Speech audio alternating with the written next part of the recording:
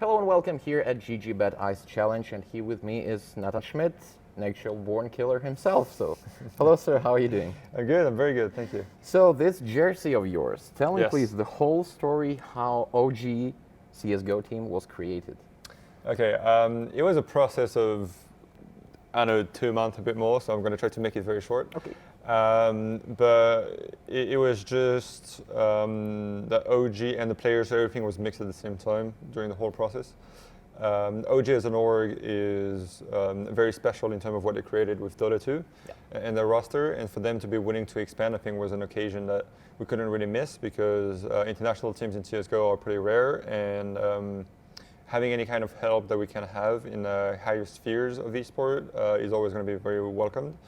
They also obviously are a very big organization that have the fundings and everything behind them. So everything made sense about them, and very good contact with the persons that are owning the organization and all of that. So that made sense.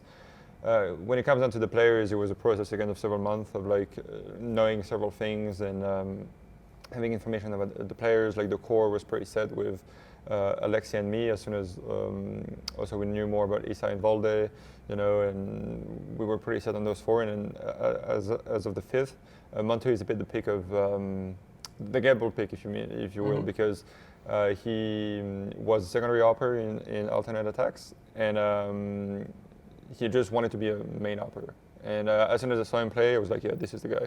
There's no other question. So that was in very fast the whole picture and how it happened over 2 months or something. Okay, so you and Alexi were just basically informed about who you will be playing with, or did you make any impact on making some roster changing decisions or roster creating decisions? Yeah, it was mostly Alexi and me going through everything. I mean, there was we didn't really know each other prior to that, and so there was the whole learning process while trying to create a team and everything. So we already went through a lot, through probably more than other players went through. Yep. And yeah, it was a process of him and me just basically putting it all together and then making sure that everything made sense for us, for the team, for the organization. Like OG just always had since the beginning full trust into who he wanted to play with and all of that. And yeah, I mean, it just went fairly fine. I mean, it was pretty straightforward in terms of players. So do you share facilities with Dota team, or do you have some separate space for boot camps and other stuff? We mainly practice online. We just do specific boot camps to prepare for tournaments or to play on online qualifiers and stuff like that. So it's not like we work with them actively, but as many probably saw, some of the players from OG and Dota 2 retired. Most notably Seb, that is going to focus on performance for all the teams. So we're going to be more in contact with him in order to have the best performance possible with the roster. Which means that he's most likely going to be present to a lot of boot camps, training sessions, online, offline, doesn't really matter. And so we're going to be surrounded by people that know their craft and know how to win. And so we don't have a boot camp facility as per se or anything like this, but we just train when we need to with the persons we need. So that means you didn't have some separate boot camp before this event? Before this specific event, no, we didn't do that. We just had 2 days with the whole OG organization just to learn to meet everyone and all of that. But we just wanted to try how it is for us to practice online, and just have it as a benchmark to see, can we practice online for the future sessions, or is it important to just make boot camps 24/7?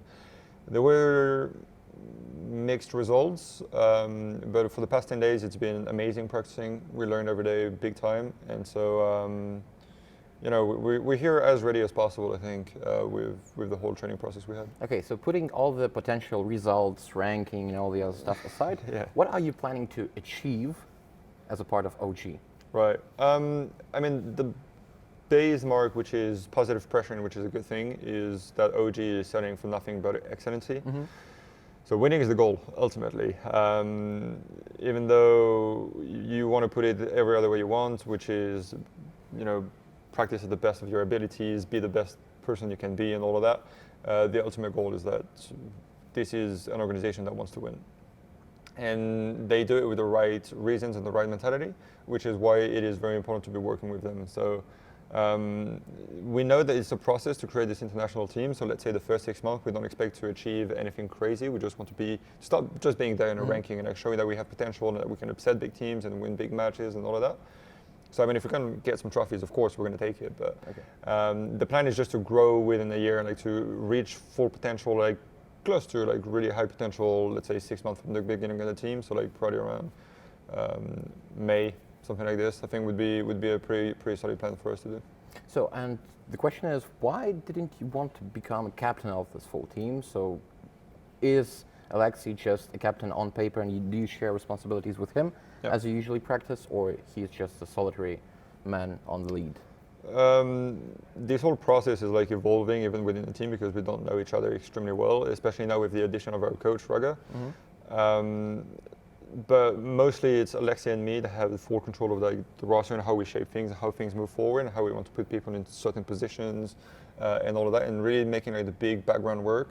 Obviously taking the input of all the players, but like we ultimately want to take the right decisions for everyone, like putting ourselves more in the back to let the others shine and all of that. So again, it's a shared thing. It's something that we're learning to work with every day, and I think it's pretty much like they're the daughter team of OG, where No-Tail is like the big guy that everyone is following, especially for the calls and all of that. And then Seb, that is more of the vocal leader, if you will, that like says the right words, wants to do the right thing. So you want to do the same, pretty basically the same. Yeah, I mean, it's a bit more complicated with Counter-Strike because you obviously have many more things, and like in terms of experience between No-Tail and Seb, it's pretty much the same. While between Alexei and me, I have more experience, so I have a different approach. But yeah, I mean, we're trying to create something where everybody has a voice, and Alexei and me are thinking the most, while the others are just more focused on themselves and fragging. So, and recently you had really great fundraising stream, and you promised to wear a wig on the next big LAN event for you. Yeah. So this is your next LAN event. So are you ready? Is the wig ready? The wig is ready. I already put some pre-show picture on the social medias and all of that. But I mean, the stream was amazing, really. Like I put very high goals, like I knew wouldn't be reached.